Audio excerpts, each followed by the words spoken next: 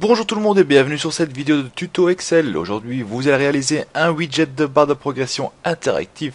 En gros, vous allez créer un élément à partir de plusieurs données qui va donc afficher des résultats dans un seul élément visuel où vous allez directement pouvoir voir si vous êtes toujours dans votre objectif ou pas. Et le point fort de tout ça, c'est que vous pouvez placer, bouger votre widget interactif où vous le voulez. Allez, c'est parti!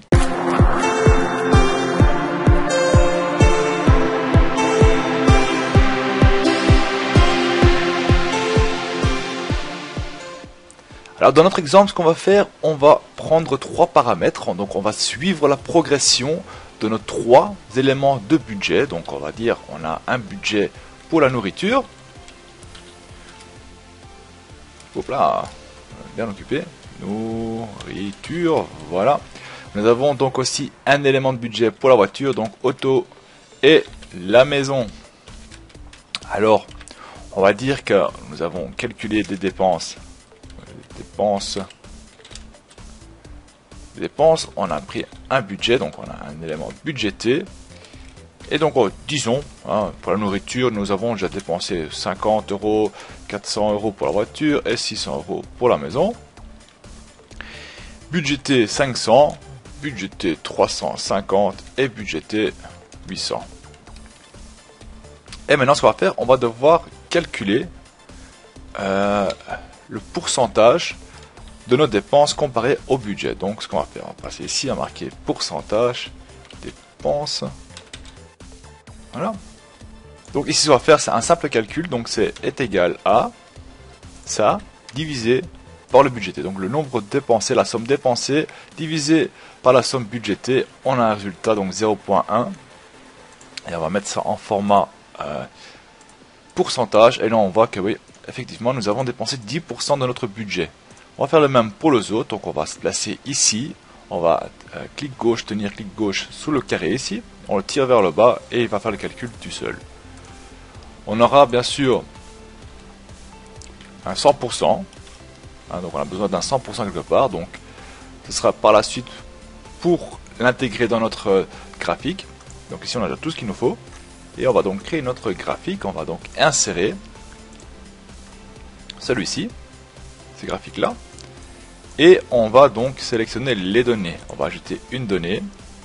Et la donnée, on va la nommer nourriture. Voilà.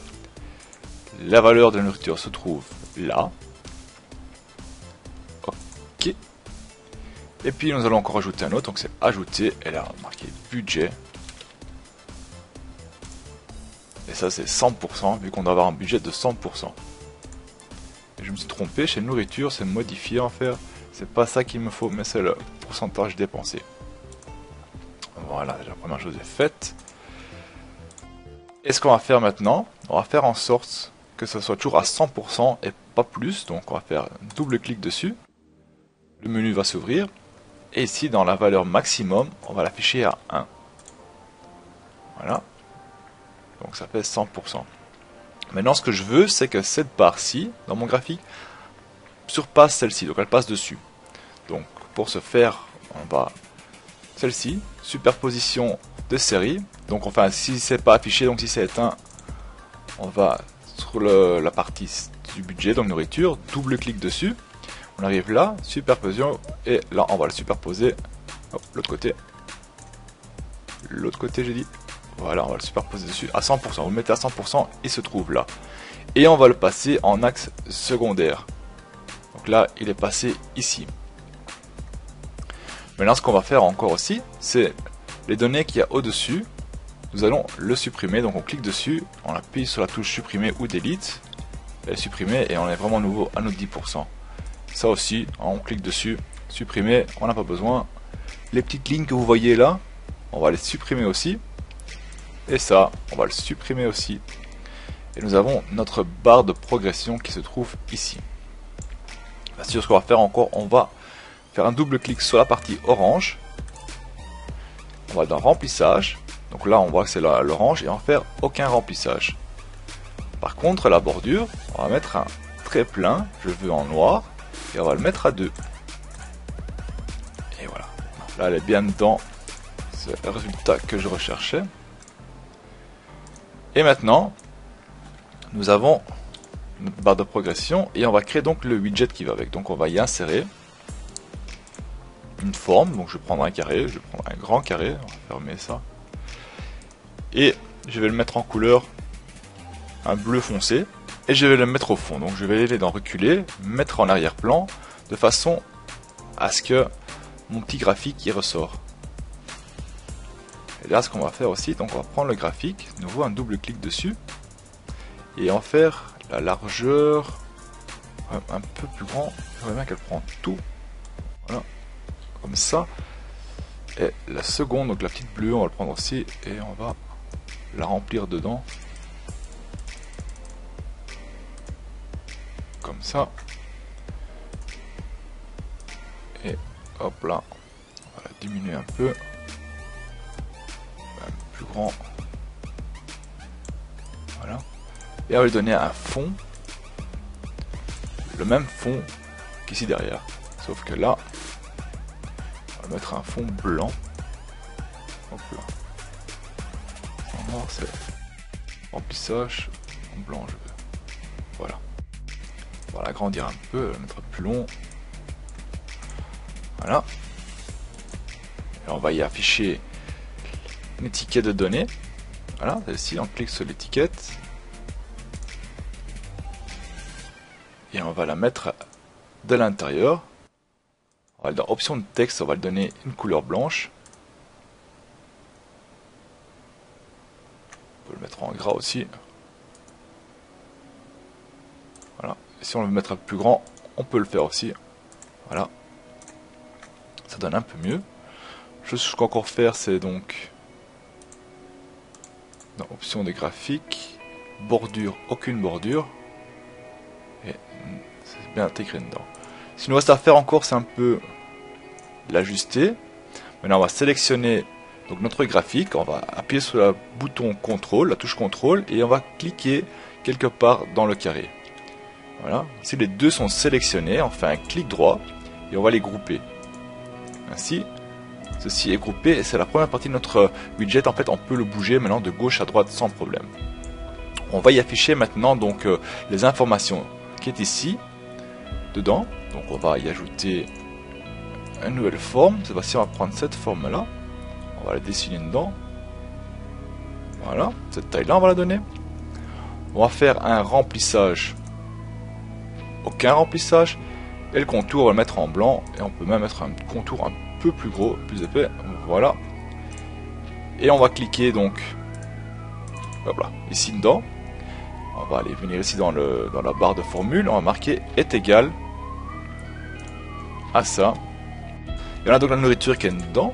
Il ne nous reste plus qu'à l'agrandir, donc on va la mettre en blanc, hein. On va la mettre en gras, et on va l'agrandir, disons là, on va mettre au milieu, on va changer la police, hop là, prendre la nourriture, comme ça. Et là de même ce qu'on va faire, donc on a sélectionné la nourriture, on garde le bouton contrôle enfoncé et on clique de nouveau dans le carré quelque part. On a de nouveau tout sélectionné, clic droit, on le groupe, et on groupe les deux et de nouveau vous voyez ça bouge avec sans problème. Maintenant ce qu'on va faire, on va y ajouter donc un petit icône, donc on va un peu, hop là. On va y ajouter un icône, donc hop là. Pour ce faire, vous pouvez venir ici donc dans insertion, donc ici image en ligne, et vous cherchez vos icônes. Moi je l'ai déjà mes icônes, donc je vais le prendre directement de chez moi. Donc pour la nourriture, je prends mon icône, je vais la placer dedans, voilà.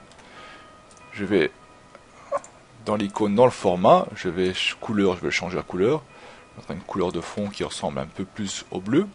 On peut l'agrandir, la rapetissir comme vous voulez. Bon, ça je trouve c'est un peu grand, on va un peu hop, placer ça là et on va l'agrandir. Hein. Celle-là aussi un peu trop grand je trouve. Voilà, ça m'a l'air nickel ça comme ça.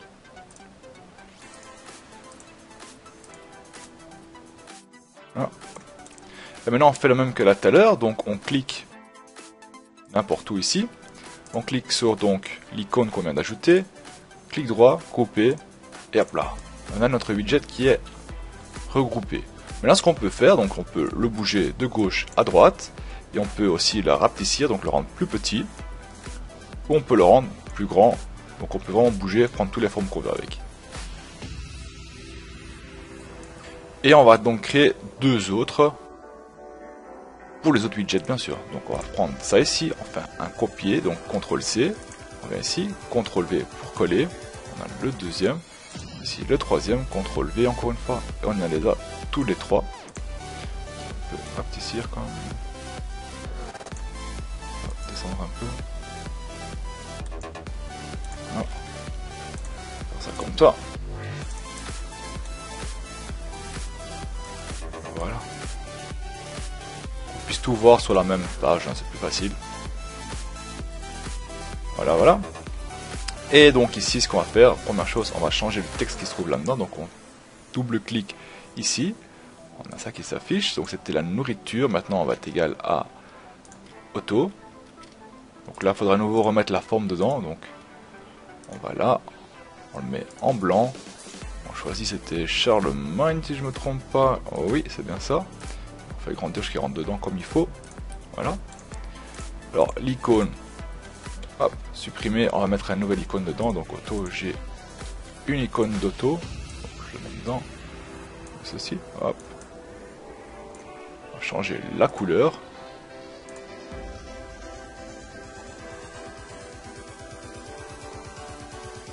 on va plus ce côté là, voilà, n'oubliez pas, il faut le lier, donc on fait un clic droit, couper, il est lié avec.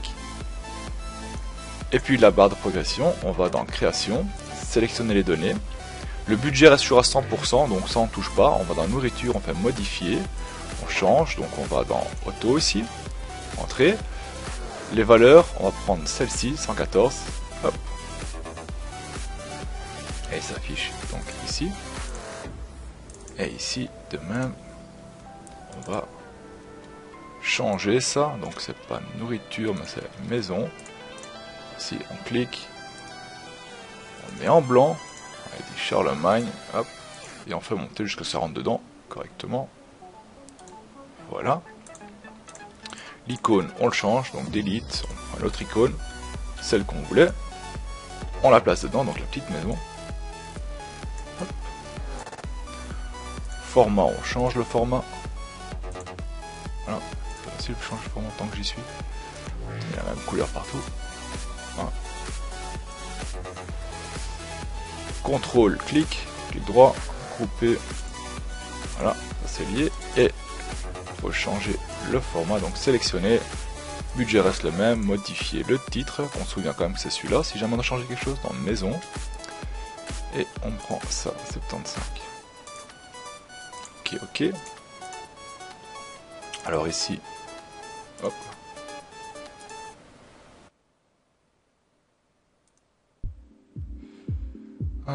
Intérieur, voilà, en blanc on avait dit, en gras et un peu plus grand, voilà, ouais, et ici de même l'étiquette intérieure, voilà, on le met en blanc aussi, on clique. En blanc, on le met en gras et 12. Ouais, je l'ai mis en 12, je pense. Allez, 11. Mettre ça en 12. Et voilà, donc nous avons nos widgets terminés. Nos 3 widgets terminés, ça veut dire que si les dépenses montent, on va dire, on a mis des dépenses de 100, vous allez voir dans Auto, ça descend automatiquement. Donc si ce tableau-ci, donc si ces données-là sont liées avec un tableau croisé dynamique, vous pouvez voir chaque fois que vous allez remplir vos données de budget. Par exemple que la barre de progression va progresser tout doucement jusqu'à arriver au bout du budget ou voir si vous avez encore du reste ou pas. C'est très pratique si vous voulez voir d'un coup d'œil quelle catégorie ou quelle dépense est à la limite où il est en train de dépenser. On le voit directement ici alors, hein. Donc on voit s'il y a un vide ou pas. Si par exemple ici je le mets à 900, on le dépasse et vous voyez il est complètement rempli et on voit qu'il a dépassé, donc il a 13% en plus que planifié. Voilà, on mettra, on va dire 95, hein. Vous voyez il est bas et ça se progresse ainsi de suite. Par contre, une chose que vous pouvez pas faire, c'est ça, donc sélectionner et masquer, ça vous pouvez pas faire, vous cachez complètement tout, il trouve aucune donnée, donc ça, faut pas faire.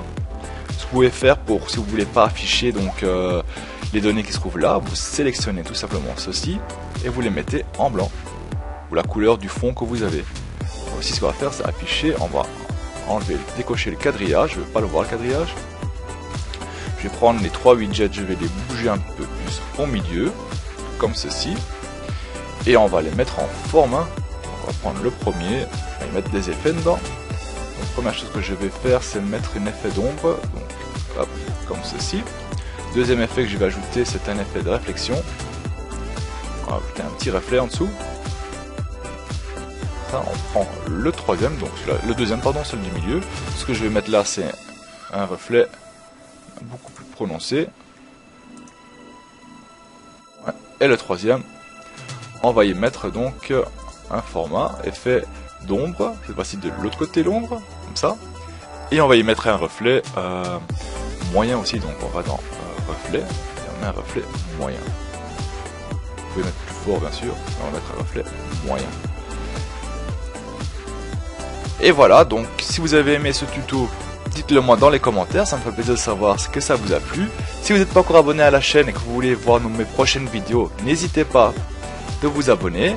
Si vous avez une requête ou une demande de comment réaliser quelque chose dans Excel, postez-le moi dans les commentaires, je me ferai ravi plaisir de vous aider à le réaliser ensemble avec vous. Allez, je vous vois à la prochaine, salut tout le monde!